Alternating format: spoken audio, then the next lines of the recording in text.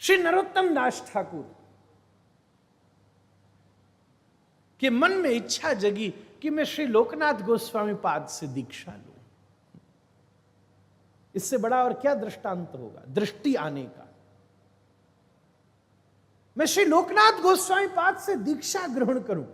श्री लोकनाथ पाद बोले मैं किसी को दीक्षा नहीं देता, किसी को नहीं दूंगा, पर एक बात कहूं, अड़ने वाले को ही भगवान मिले हैं महाराज, ऊपरी आदमी को नहीं मिले। क्या करूं? इतने परम महाविरक्त श्री लोकनाथ गोस्वामी पाद की सेवा भी क्या करें समझ नहीं आता। देखो, दो प्रकार के संतों की सेवा बड़ी कठिनाई से मिलती है। एक कृष्णदास, या तो वो परम महाविरक्त हैं तो लेके भी क्या जाओगे, क्या दोगे जब कुछ प्रयोग में ही नहीं लेते, और या वो जो परम समर्थवान है क्या दोगे। तुम ले गए सूती, उसने पहले ही रेशम पहन रखा है, दोगे क्या। तुम ले गए 1 किलो बादाम, वहां 250 किलो बादाम का अभी हलवा बनाया और काढ़े में बन, कड़ा में बन के और लंगर में और भंडारे में बटाए, क्या करोगे। तो या तो संत अति समर्थवान है और या परम महाविरक्त है, और परम समर्थवान होते हुए भी परम विरक्त है।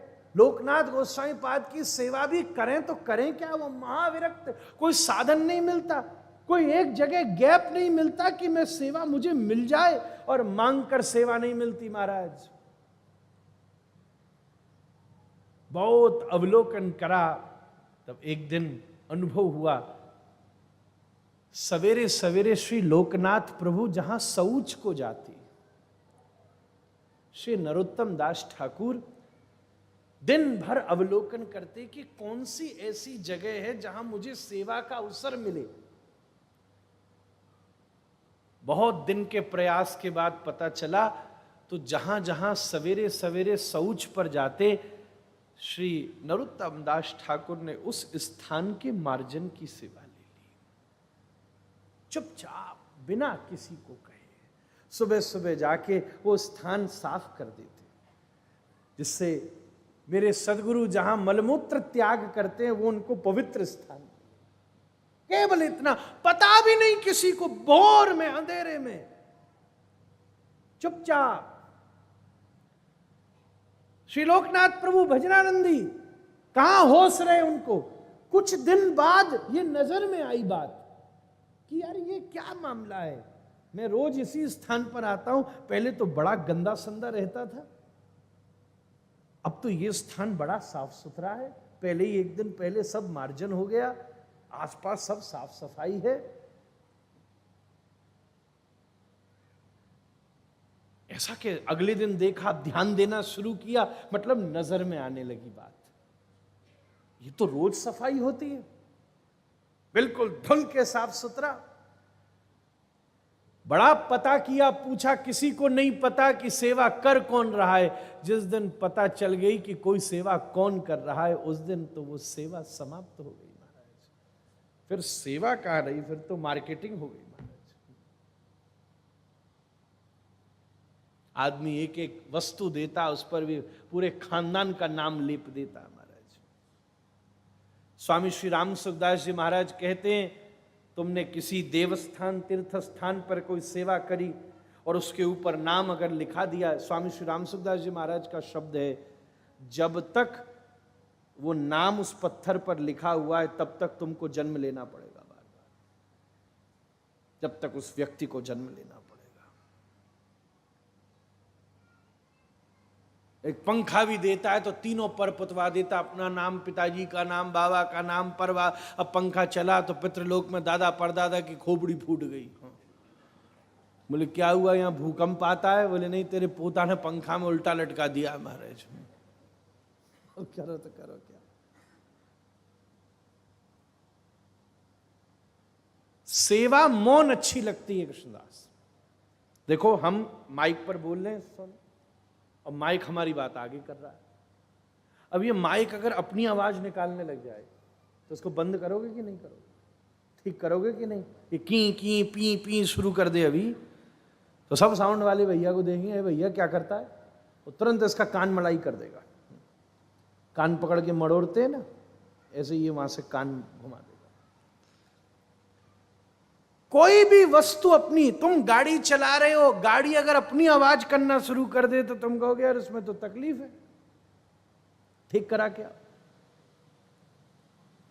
घर में काम करने वाला कर्मचारी मौन रहे तो कितनी देर भी काम करा लो, वो अपनी पंचायत थापने लगे तो तुम कहोगे महाराज कब जा रहे हैं तुम?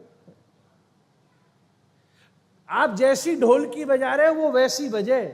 ढोलकी अगर अपने अनुसार बजने लगेगी तो फिर उसकी पिटाई हो जाएगी।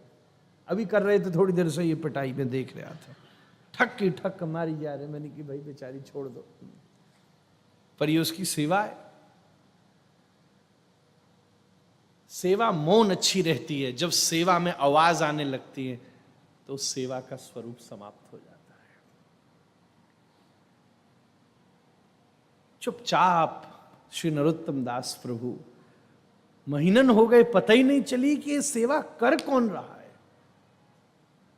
पता ही नहीं चली। एक दिन श्री लोकनाथ गोस्वामी प्रभु अपनी दिनचर्या से 1 घंटा पहले उठ के चुपचाप वहां चले गए और पेड़ के पीछे छुप करके बैठे, देखूं क्या हो रहा है।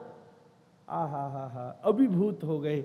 देखा सब सामग्री को जुटा के चारों तरफ से दबे पाम, कोई मुझे देख तो नहीं रहा, साक्षात श्री नरोत्तम दास ठाकुर वहां पर पधारे।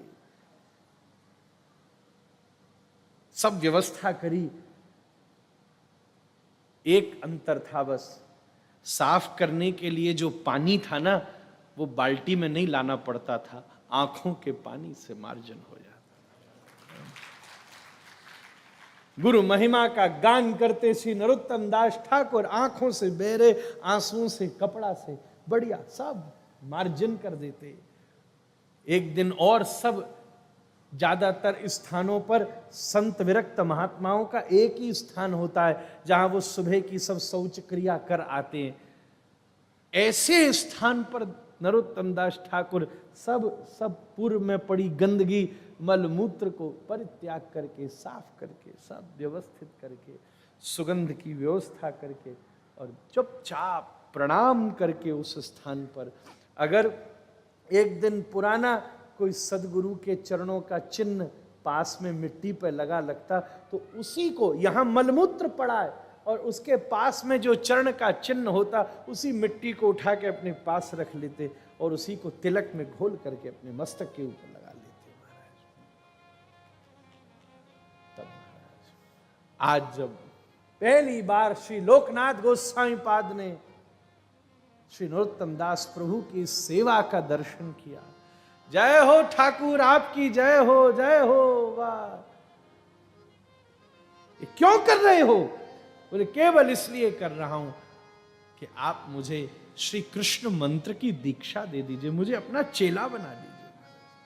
आजकल कोई ऐसा काम करे तो गुरु को भी गुरु बनवे को तैयार है जाएगा महाराज। केवल मुझे अपना, श्री लोकनाथ प्रभु ने सारी लीला में एक ही शिष्य बनाया, एक ही, एको चंद्रस्तमो हंति। कृष्णदास हमको बड़े बड़े लोग मिले, कान पकड़ के कहूं पर हमको, अरे आपको पता है हमारे 10,000 चेला हैं, हमारे 20,000 चेला। और मैंने कऊ काम के हैं महाराज, हजारों तारे रात में हो पर अंधेरा नहीं मिटा सकते, पर एक चंद्रमा निकल आए तो अंधेरा दूर कर देता है। एक प्रहलाद जैसा भक्त हो जाए तो शास्त्र भी नारद जी की जय जयकार करते फिरते। कोई एक वैष्णव भी आपका शरणागत हो तो उसका भजन गुरु को भी तार देता है, गुरु को भी। पक्का शिष्यत्व आ जाए। हम और बाबूजी आ रहे थे ओशो का, उन्होंने एक विषय लगाया, ओशो सुंदर बात कह रहे थे कि तुम पक्के चेला हो जाओ, नकली गुरु तो अपने आप भाग खड़ा होगा। असली शिष्य बन जाओ तो असली गुरु ही आएगा। हम नकली चेला हैं इसलिए गुरु भी नकली है। जिस दिन तुम असली चेला हो, दृष्टि में आना बड़ी महत्वपूर्ण बात है। आहा, श्री नरोत्तम दास ठाकुर, जिनकी पद पदावली के बिना गौड़ियाओं का भजन सिद्ध नहीं हो सकता।